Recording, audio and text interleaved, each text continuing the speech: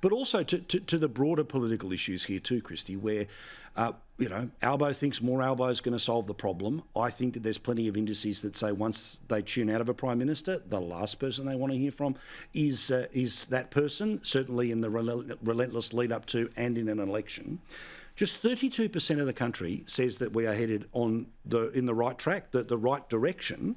47% of people under the age of 34 say we're headed in the wrong direction. 51% of 39 to 49s, 45% of 50 to 64s, 65 plus 49%. Also worth noting too, does this sound like the realignment that was playing out in the United States that may well play out here? When people under the age, the highest qualification was high school, or you left before the HSC. 57% headed in the wrong direction. 47% if it was year 12. 52% if it was a TAFE or trade university degree. They're the ones who are a little undecided. They think it's 40% versus 37%. The extreme majority of the Australian people do not like the direction the joint is heading. This bloke's going to go to an election saying, please, trust us. We're going to continue going down the yellow brick road. Well, we all remember who was actually behind the curtain once they got there. So it's interesting you said only 32% of Australians think Australia is heading in the right track. That's roughly the primary vote of Labor, and the Liberal Party is only slightly higher. You did mention a number of other demographics that are unusual, people under 34, but from all those demographics, they have to cobble together at least a 40%. It depends what their relationship with the Greens turns out in a preference scenario at the election. It's turning out pretty well for them today in the Senate, I can tell you.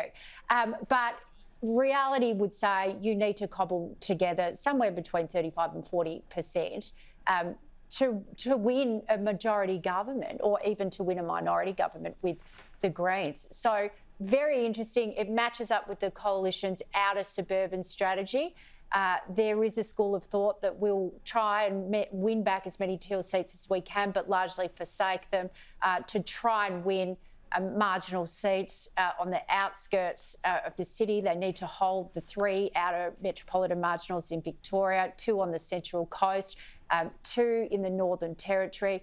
There's a pathway for the coalition, but there's a lot of marginal seats, and most of them aren't in the inner city. Yeah, well, interesting. Pay attention to the Northern Territory, right? Firstly, Leah Funkiaro is doing a great job as the Territory Chief Minister. But Solomon, which has moved before, Lingiari a little bit harder, but we'll see what happens there. But Michael, what about some of these suggestions I was reading in someone today suggesting the Libs are trying to hammer to win 4 Victorian seats? How does your maths go towards the end of the year about either Labor minority or a Dutton minority? Well, I've been saying for weeks I think Peter Dutton's favourite to win the election, that I can count 15 seats he's going to win, which puts him on 72, presuming he wins back the 2 seats that are held by independents, formerly our seats.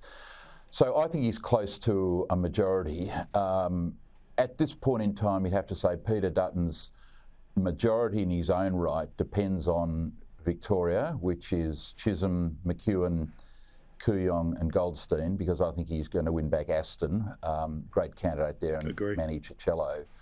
But he's got those 4 seats, right? He's got those 4 seats which are 50-50. If he wins them all, he wins in his own right. If he doesn't win in his own right. Now, the Liberal Party brand in Victoria is not as strong as it used to be. When we had a Costello, a Peacock, a Malcolm Fraser, a Robert Menzies, a Henry Bolte, Jeff Kennett, etc. The brand is not as strong. And so a lot depends on the performance of the state parliamentary Liberal Party, quite frankly, because in 1990, when Andrew Peacock, I was president, then Peacock won 9 seats in one night. We started with 15, ended up with 24, won 9 seats for Labor, almost won the election on the back of Victoria. That was on the back of a very strong performance by Kennett, Alan Brown, Alan Stockdale, the state parliamentary party, boring it into the Kane-Kerner government. That level of hatred of the Labor government isn't as strong as it was then. So even though people don't like Jacinda Allen and she's been hopeless, people haven't got the baseball bats they had in 1990. So it depends very much on our state colleagues here. I love when we get down to the detail, the dirty little details of politics. I love it in every way, shape or form. And remember, when it comes to preferences, what you do with number 2 matters as much as what you do with number 1. Yep. In 19, when there was the preference discipline, the surprise election result, when everyone runs away, well, we got our vote.